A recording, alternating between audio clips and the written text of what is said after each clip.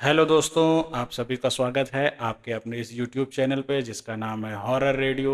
मैं हूं आरव सिंह। तो आज की कहानी है दोस्तों दो चुड़ैल बहनों के ऊपर। तो दोस्तों आज की कहानी पूरी सुन के जाइएगा और बहुत ही मज़ेदार कहानी है आज की।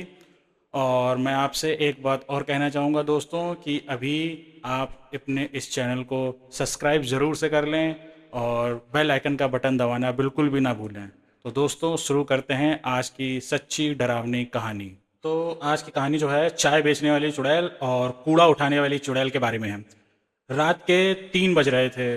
पूरे रेलवे स्टेशन पर एकदम सन्नाटा था। जोर जोर से हवाएं चल रही थी।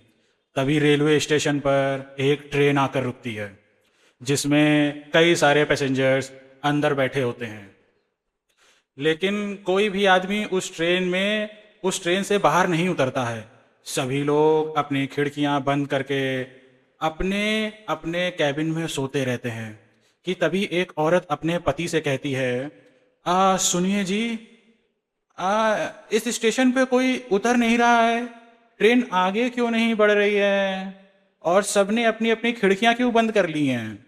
कितनी गर्मी हो रही है, ऐसे तो मेरा दम घुट जाएगा। उसकी बात सुन के तभी एक बूढ़ा आदमी बोला,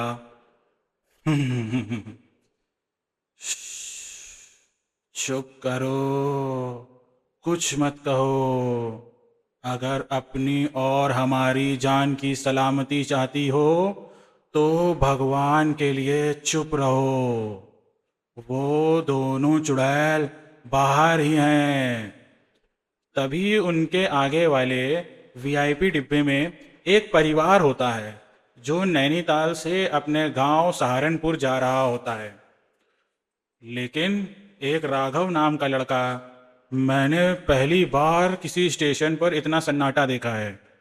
राघव को वहां पर एक कूड़ा उठाने वाली और एक चाय बेचने वाले के अलावा और कोई नहीं दिख रहा था। तभी उसके पास चाय वाली औरत आती है। चाय, गरम चाय वाली, चाय गरम, चाय वाली साहब, गर्मा गर्म चाय ले लो। अरे सुनो, कितने की चाय है साहब? केवल 10 रुपए की है। ऐसी चाय आपने कहीं नहीं पी होगी। राघव अपनी खिड़की से अपना हाथ बाहर निकाल के उस औरत से चाय लेने लगता है। लेकिन वो औरत राघव का हाथ पकड़ लेती है और देखते ही देखते वो एक भयानक चुड़ैल बन जाती है। चुड़ैल, हे भगवान, ये चुड़ैल कहाँ से आ गई? बचाओ, बचाओ, अरे मुझे कोई बचाओ।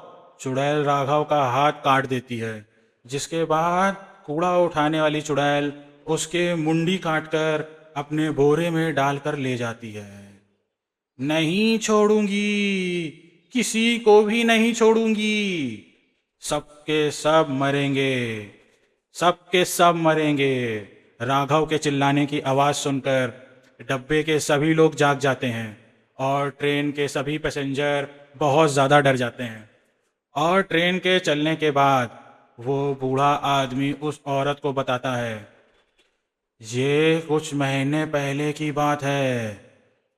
संबलपुर के गांव से दो बहनें, रीता और सीता, शहर जाने के लिए निकली होती हैं। वो दोनों ट्रेन में बैठकर जिससे जिसके बाद वो ट्रेन चलने लगती है। तभी रीता सीता से कहती है, बहन, अगर चाचा ने हमें अपने घर में नहीं रखा तो हम इतने बड़े शहर में क्या करेंगे? ठीक बहन, हमें कुछ तो करना ही होगा, क्योंकि अब हमारे साथ हमारे माता पिता नहीं हैं जो हमारी देखभाल कर लेंगे। हमें खुद ही अपना ख्याल रखना पड़ेगा। तभी उस स्टेशन पर एक कूड़ा उठाने वाला था और एक चाय बेचने वाला था। ट्रेन के सभी पैसेंजर सो गए थे कि तभी सीता रीता से कहती है, तभी सीता रीता से कहती है, बहन, बहुत जोरों की भूख लगी है, चलो चाय पी कर आते हैं। वो दोनों बहनें सुनसान स्टेशन पर ट्रेन से उतर जाती हैं, जिसके बाद सीता चाय लेने जाती है। वहीं रीता को प्यास लगती है, इसीलिए वो पानी पीने के लिए कूड़ा बीनने वाले से पूछती है, भाई साहब, मुझे बहुत ज़ोरों से प्यास लगी है, क्या यहाँ पानी मिल जाएगा? कूड़ा बीनने वाला उसे बहुत ध्यान से देखता है, जिसके बाद वो उससे कहता है, उस कमरे में पीने के पानी की एक टोटी लगी है, जाओ पी लो। रीता पानी पीने के लिए उस कमरे की तरफ जाने लगती है कि तभी वो कूड़ा बीनने वाला उसके पीछे पीछे आता है और कमरे का दरवाज़ा लगा देता है। अरे भाई साहब, ये तुम क्या कर रहे हो? दरवाज़ा खोलो, मुझे बाहर जाने दो। ऐसे कैसे जाने दूं? पहले वो काम तो कर लूं जिसके मुझे पैसे मिले हैं। क्या क्या चाहते हो तुम? साफ साफ बोलो। रीता बहुत डर जाती है। इतने में वो आदमी एक खंजर निकालकर उसके दोनों हाथों और उसकी मुंडी को काट देता है। रीता वहीं पे मर जाती है। उसे मारने के बाद वो आदमी चाय वाले के पास जाता है। जब सीता कूड़े बीनने वाले के हाथ में खून और खून से लथपथ खंजर देखती है तो वो डर जाती है। तो तभी उसके पीछे से वो चाय वाला उसका मुंह दबाकर उसे वहीं ले जाता है जहां उसने उसकी बहन रीता को मारा था। ये क्या किया? ये तुमने क्या किया? तुमने मेरी बहन को मार दिया। सीता कुछ कह रही है। सीता कुछ कहती इससे पहले उस आदमी ने उसके भी दोनों हाथ और उसकी मुंडी काट दी। उस दिन दोनों बहनें मर जाती हैं। उनकी मौत क्यों हुई, ये आज तक किसी को कुछ भी नहीं पता चला। सरकार ने भी उन दोनों बहनों की मौत का कोई पता नहीं लगाया।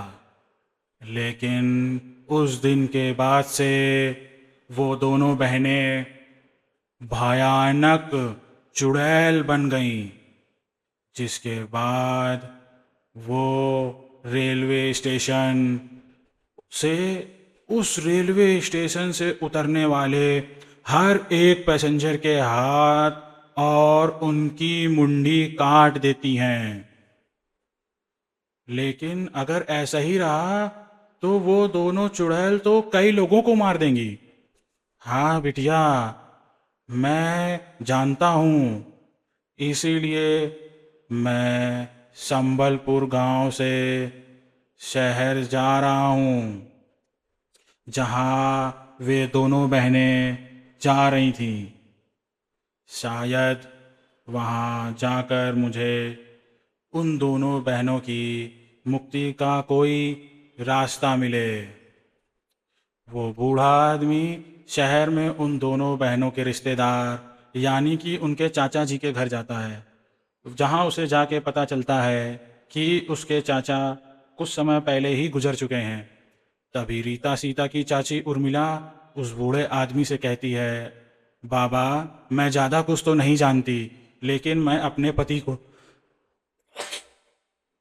पति को हमेशा किसी बात को लेकर काफ़ी परेशान दिखती थी और देखती थी, और मरते समय मैंने उनकी जेब से ये एड्रेस मिला था मुझे, शायद आपके किसी काम आ जाए एड्रेस। वो बूढ़ा आदमी उस एड्रेस पर पहुंच जाता है जहां उसे एक बहुत ही जाने माने तांत्रिक बाबा मिलते हैं, जो उस बूढ़े आदमी से कहते हैं उन दोनों बहनों की मौत उनके चाचा नत्थूलाल ने करवाई थी। वो चाहते थे कि गांव की सारी ज़मीन उनके मरने के बाद हड़प लें, लेकिन उन दोनों बहनों की मरने के बाद वो दोनों बहनें चुड़ैल बन गईं। और नत्थूलाल को रेलवे स्टेशन की कहानी पता चली तो उसे डर के मारे हार्ट अटैक आ गया। बाबा, मेरी मदद करो उन दोनों बहनों को मुक्ति दिलाने में। उन्हें मुक्ति नहीं मिली तो वो ऐसे ही सबको मारती रहेंगी। वो बूढ़ा आदमी तांत्रिक बाबा को रेलवे स्टेशन लेकर गया और जैसे ही रात के 3 बजते हैं वो दोनों चुड़ैल सामने आ जाती हैं और ज़ोर ज़ोर से हंसने लग जाती हैं। बहुत ज़ोर ज़ोर से हंसती हैं वो। बोलती हैं, चले जाओ यहाँ से, ये रेलवे स्टेशन मेरा है, मैं सबको मार दूंगी। और ये बोल के वो रोज़ ज़ोर ज़ोर से हंसती हैं। हम तो केवल यहाँ पर तुम्हारी मौत का कारण बताने आए थे। क्या? हमारी मौत का कारण? तांत्रिक उन दोनों को उनकी मौत का कारण बताता है, जिसे सुनकर वो दोनों रोने लगती हैं। तभी तांत्रिक बाबा उसके चाचा नाथूलाल की आत्मा को बुलाते हैं और उसके बाद नाथूलाल गिड़गिड़ाते हुए उन दोनों चुड़ैलों से माफ़ी मांगता है। बोलता है, बिटिया हमका माफ़ कर दो, हमसे बहुत बड़ी गलती हो गई, मुझे अपनी गलती का बहुत पछतावा है। जैसे ही मैं इस दुनिया को छोड़कर चला गया हूँ वैसे ही तुम लोग भी मुक्त हो जाओ। ये सच बात है कि अक्सर अपने ही हमें धोखा देते हैं, लेकिन अब हमारा यहाँ पे रहना भी ठीक नहीं है। हम दोनों बहनें भी मुक्ति चाहते हैं। तभी तांत्रिक बाबा उन दोनों के ऊपर पवित्र जल छिड़क देता है, जिससे वो दोनों चुड़ैलें जलने लगती हैं और उन दोनों को मुक्ति मिल जाती है। तो दोस्तों, आज की कहानी बस इतनी ही। मिलते हैं कल एक नई डरावनी सच्ची कहानी में।